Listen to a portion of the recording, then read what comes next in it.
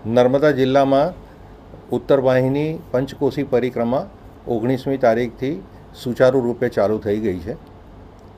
પરિક્રમામાં આવનાર ભક્તોને વહીવટીતંત્ર તરફથી ખાસ વિનંતી છે કે જે શનિવાર રવિવારની રજા આવે છે, રામનવમીની રજા આવે છે, એવા દિવસોમાં જિલ્લા વહીવટીતંત્ર બે નિર્ણય લેવા માટે જઈ રહ્યું છે.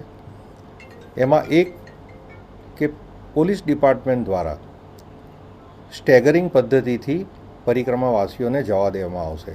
આ સ્ટેગરિંગ પદ્ધતિ બે જગ્યાએ અમલમાં આવશે. એક તો તિલકવાડા 3 રસ્તા આગળ અને બીજી વાવડી રોડથી રામપરા જવાના અંદરના રોડ પર.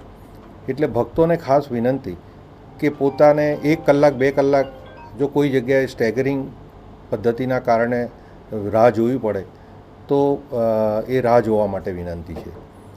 બીજી બાબત એ છે કે સામાન્ય રીતે શનિવારની રજાના દિવસે કે કોઈ ધાર્મિક તહેવારની રજાના આગલી રાત્રે આવતા હોય છે તો મારી ખાસ વિનંતી છે કે આપ સોમ, મંગળ, બુધ, ગુરુવારે આવો તો આપને ઉત્તમ કક્ષાની વ્યવસ્થા અમે પૂરી પાડી શકીશું. આ વખતે એક બીજો અમે નિર્ણય લીધો છે કે જે પવિત્ર યાત્રાધામ વિકાસ બોર્ડની જે વેબસાઇટ છે એ વેબસાઇટ પર રજિસ્ટ્રેશન કરાવવું જરૂરી છે. પરંતુ જે 2 દિવસ પહેલાં એક બાબત બની એ અંતર્ગત અમે એ નિર્ણય લેવા જઈ રહ્યા છે કે આવનારા 25 માર્ચથી લઈ અને 30 માર્ચ સુધી આ રજિસ્ટ્રેશન જેને કરાવ્યું હશે એને જ અંદર જવા દેવામાં આવશે. આ મેન્ડેટરી છે.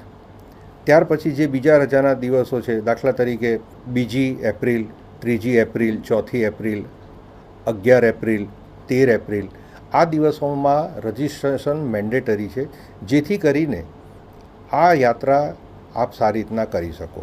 ત્રીજો મુદ્દો જે છે એ લાઈફ જેકેટનો મુદ્દો છે. ઘણી વખતે આપ એવું વિચારતા હશો કે 5 મિનિટની યાત્રા છે, લાઈફ જેકેટ ન પહેરીએ તો શું થાય, પણ લાઈફ જેકેટ પહેરવું એ મેન્ડેટરી છે. અને આવનારા દિવસોમાં અમે આ પેનલ્ટીની પણ જાહેરાત કરીશું કે જે લાઈફ જેકેટ ન પહેરે એને પેનલ્ટી કરવામાં આવશે. આપ સૌની આ પરિક્રમા સુચારુ રૂપે પાર પડે અને આપ ભક્તિમય, આનંદમય રીતે આ પરિક્રમા કરી શકો એ માટે જિલ્લા વહીવટીતંત્રને આપ સાથ સહકાર આપશો એવી આપ સૌ પાસેથી હું અપેક્ષા રાખું છું. આભાર.